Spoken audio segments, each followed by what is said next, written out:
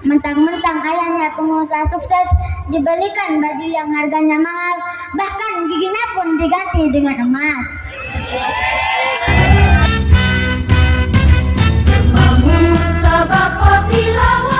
Nomor peserta SI.06.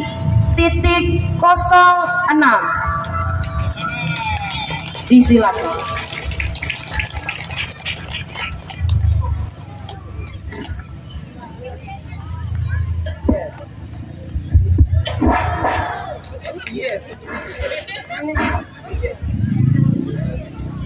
Assalamualaikum warahmatullahi wabarakatuh.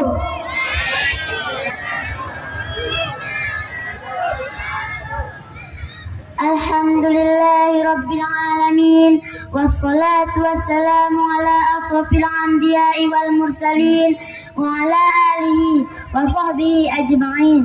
Amma ba'du.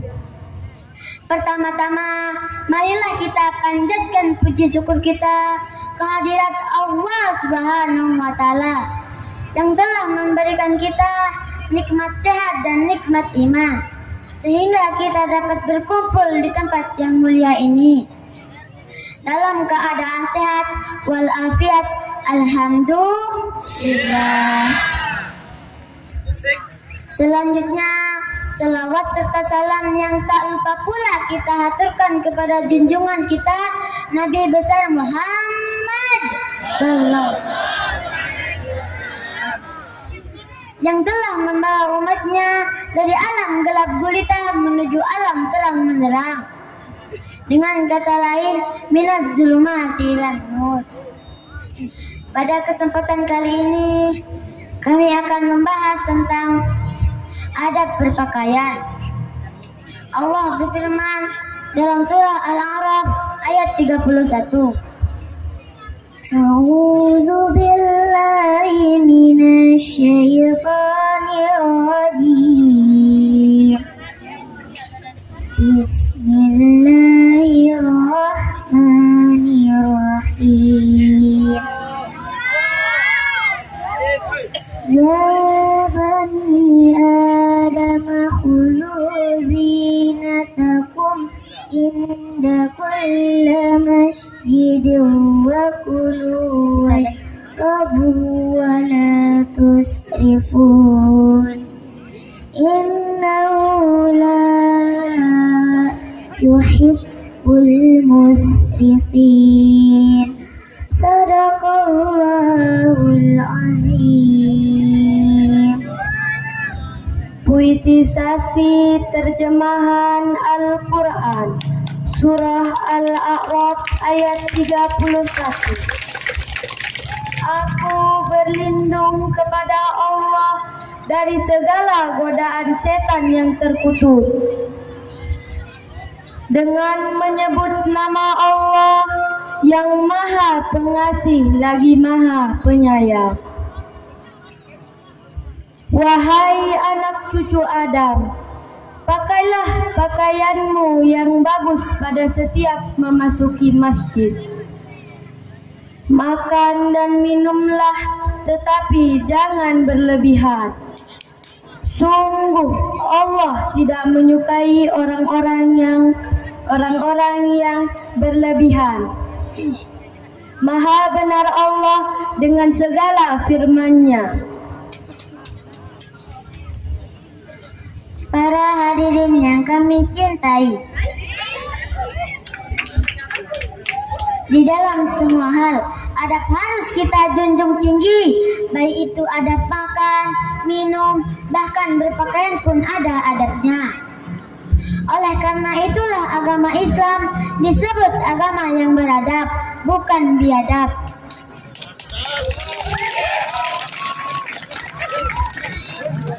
Adab berpakaian di antaranya. Yang pertama, kalau kita umpamanya memakai baju, mulailah dengan membaca Bismillah dan sesudah membaca Alhamdulillah.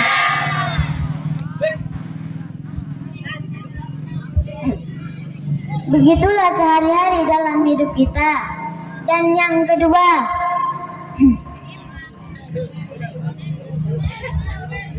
Jangan kebersihan harus selalu diperhatikan.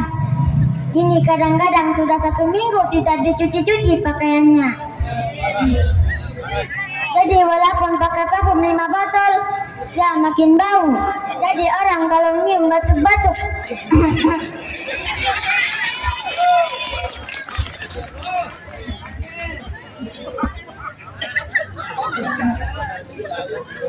Dan yang ketiga, jangan berlebihan. Mentang-mentang ayahnya pengusaha sukses, dibelikan baju yang harganya mahal, bahkan giginya pun diganti dengan emas.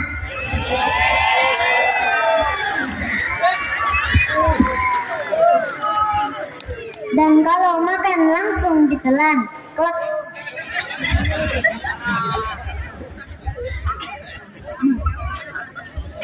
Dan yang keempat, harus sesuai pada tempatnya. Ini tidak banyak cowok-cowok sekarang sudah ganteng pakai petinya, pakai rok mini pula di bawah.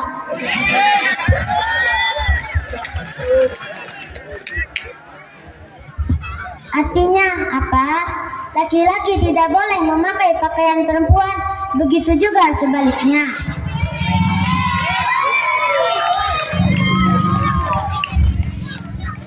Dan yang terakhir, menutup aurat, terutama bagi perempuan. Janganlah memakai pakaian ketat. Pakaian ketat adalah pakaian orang barat yang sengaja memamerkan bentuk tubuh yang padat dan mengikat. Jika laki-laki melihat, maka timbullah nafsu syahwat. Maka kita akan mudarat di dunia akhirat. Oleh sebab itu, tutuplah aurat rapat-rapat agar menjadi wanita terhormat. Mungkin hanya ini yang bisa kami sampaikan. Kurang dan lebihnya kami mohon maaf. Sekian, wassalamualaikum warahmatullahi wabarakatuh. Letak kebalik, lemak tidak kebalik.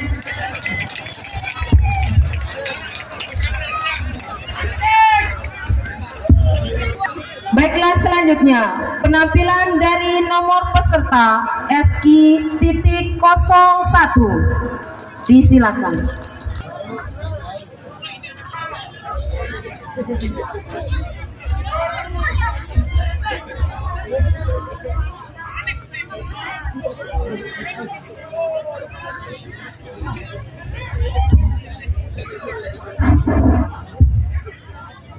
Bismillahirrahmanirrahim. Haji Sulam jual batik. Ibu-ibu yang jawab salam saya, semoga makin cantik.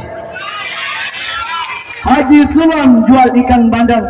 Bapak-bapak yang jawab salam saya, semoga makin ganteng.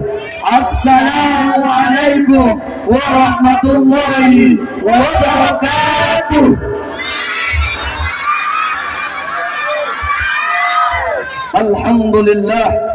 Alhamdulillah Rabbil Alamin. Assalatu wassalamu ala asrafil anbiya wal mursalin wa ala alihi wa sahbihi ajma'in. Qala Allah Ta'ala fi kitabil karim, ashhadu an la ilaha illallah wa ashhadu anna Muhammadan abduhu la nabiyya ba'dah, amma ba'du. Yang kami hormati dan muliakan Dewan Hakam yang arif dan bijaksana, sekalian yang berbahagia. Pada kesempatan yang baik ini, marilah kita memanjatkan puji beserta syukur kita atas hadirat Allah Subhanahu wa Ta'ala, Tuhan yang tidak pilih kasih sayang, Tuhan yang tidak memilih, yang tidak memandang seseorang dari tinggi dan rendah tahtanya. Kemudian salawat beserta salam kepada putra gurun pasir yang subuh Senin beliau lahir, patung-patung di sekitar Ka'bah tersungkir, yaitu Nabi Allah Nabi Muhammad sallallahu alaihi wasallam. Allahumma salli ala sayyidina Muhammad wa ala ali sayyidina Muhammad. Abu A'la di dalam bukunya The Prophet of Islam mengatakan, he is the only one example. Rasul merupakan contoh yang paling lengkap. Dalam dirinya terdapat kebesaran dan kemuliaan sifat manusia, sehingga kehebatan beliau dan serta keberhasilan dalam memimpin suatu negara telah tercatat dengan indah dan rapi di dalam buku sejarah peradaban manusia.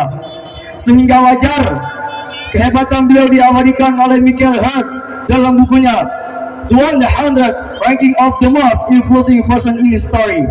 100 orang yang berpengaruh dalam sejarah, tapi dia menempatkan Rasulullah SAW pada ranking yang pertama. Kemudian kebesaran sifat Rasul dalam memimpin yang selalu mengutamakan kepentingan masyarakat, yang selalu mengutamakan akhlakul karimah, sehingga mampu membuat manusia yang dulunya biadab kini kembali menjadi manusia yang beradab. Dan dulunya manusia dan masyarakat berseteru kini kembali menjadi satu. Dan yang dulu manusia menyembah para berhala-berhala kini menyembah Allah Subhanahu wa ta'ala. Mengingat keberhasilan beliau maka pada kesempatan malam hari ini kami akan menyampaikan sebuah syarahan yang berjudul Kepemimpinan dalam Konsep Islam, yang akan diawali oleh firman Allah Quran Al-Ahzab ayat 21 sebagai berikut. A'udzu billahi minasy syaithanir rajim.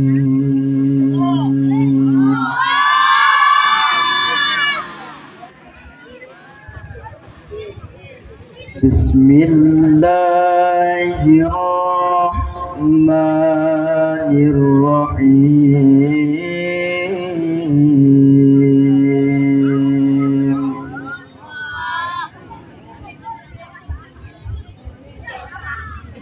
Laqad kana lakum fi rasulillahi uswatun hasanah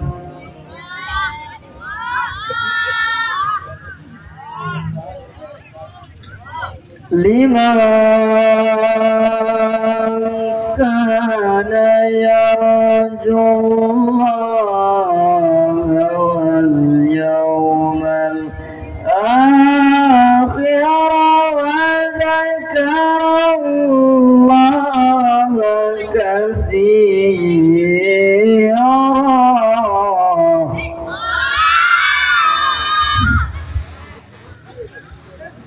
Aku berlindung kepada Allah dari segala godaan syaitan yang terkutuk,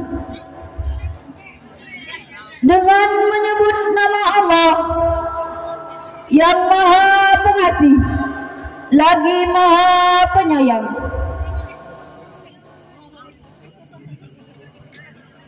Telah datang pada Rasulullah itu suri teladan yang baik bagimu, yaitu bagi orang yang mengharap rahmat Allah dan kedatangan hari kiamat dan banyak mengingat Allah. Hadirin yang sedang berbahagia, ayat tersebut telah menginformasikan kepada kita dan menegaskan kepada kita bahwa dalam diri Rasulullah SAW terdapat uswatun hasanah bagi kita. Rasul merupakan figur utama yang patut kita contohi dengan sepenuh hati, baik dalam perkataan maupun perbuatan. Demikian penegasan Imam As-Sahabuni dalam Sofatut Tafsir. Di dalam ayat tersebut dapat kita simpulkan bahwa Nabi Sallallahu Alaihi Wasallam merupakan contoh yang patut kita teladani, termasuk dalam hal kepemimpinan yang sangat. Beliau adalah sesosok pemimpin yang sangat ideal, yang sangat berpengaruh dalam sejarah. Bahkan beliau menjadi rahmatan linnas rahmat bagi manusia dan rahmatan lil alamin, rahmat bagi alam. Hadirin yang berbahagia. Kemudian kebesaran sifat Rasul dalam memimpin. Kemudian seorang pemimpin, pada dasarnya seluruh manusia adalah pemimpin, yang minimal pemimpin dari metafisiknya sendiri. Dan pemimpin akan dimintai pertanggungjawaban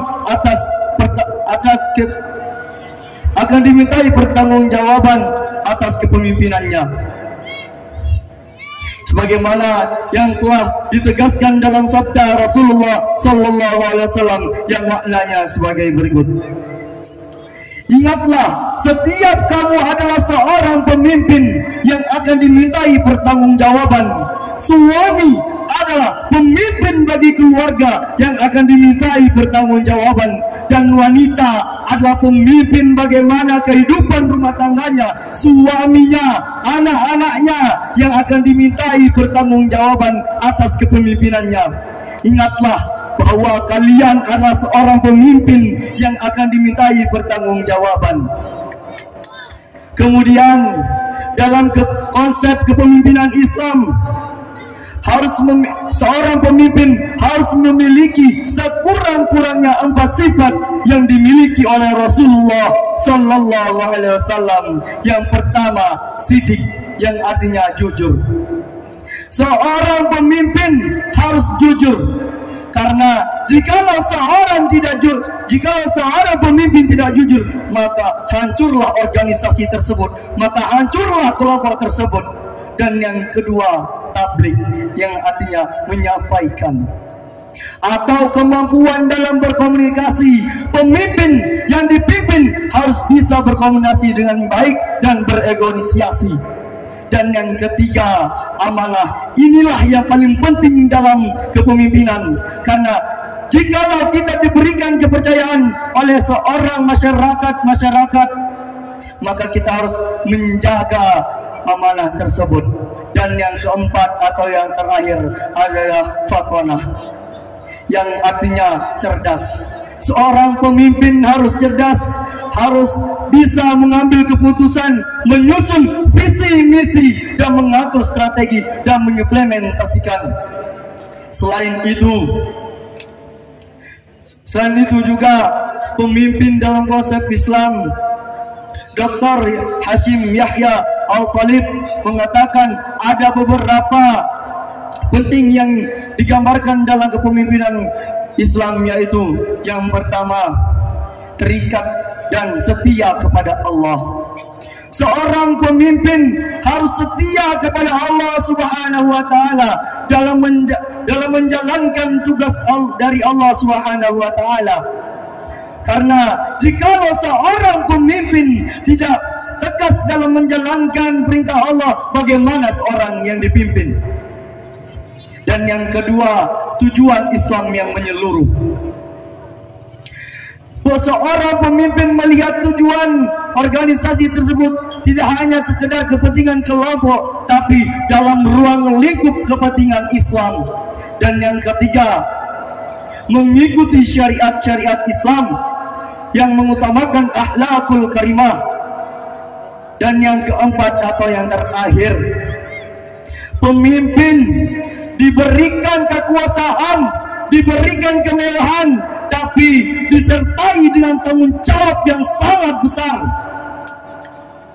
Kita melihat seorang pemimpin, beliau slow, beliau tidak memandang kita, tapi tidak. Seorang pemimpin yang selalu berpikir bagaimana masyarakatnya biar makmur dan adil sentosa.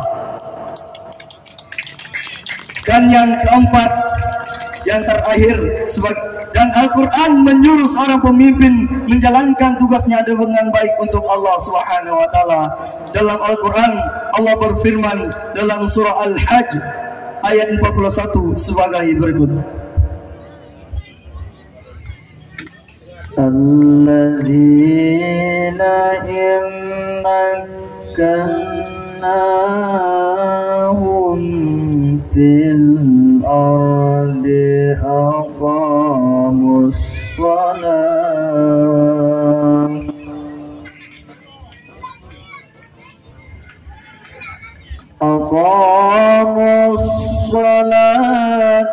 وآتوا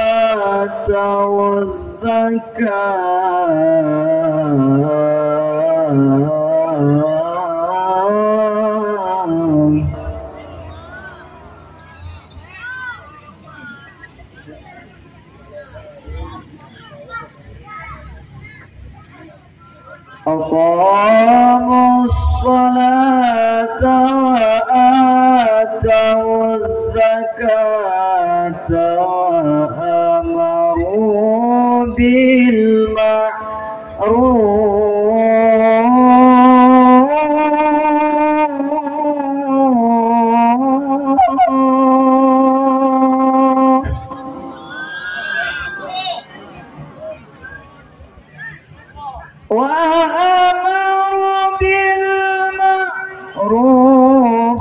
ونهوا عن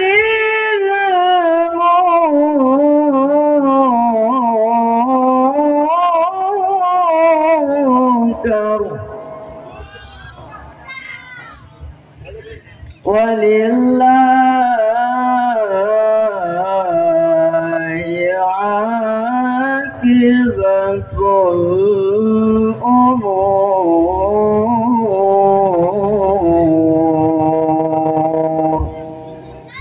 Sadaqallahul Azim.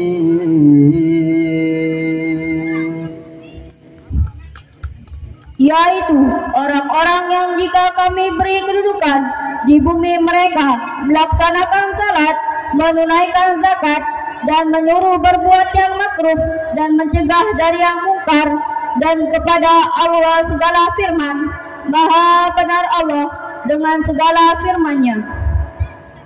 Dewan Hakam yang kami muliakan dan hadirin yang sedang berbahagia, sebagai akhir dari syarahan kami dapat simpulkan bahwa seorang pemimpin adalah pengemban amanat dan yang selalu berpegang dengan jejak-jejak Rasulullah dan yang selalu bisa adil dengan masyarakat.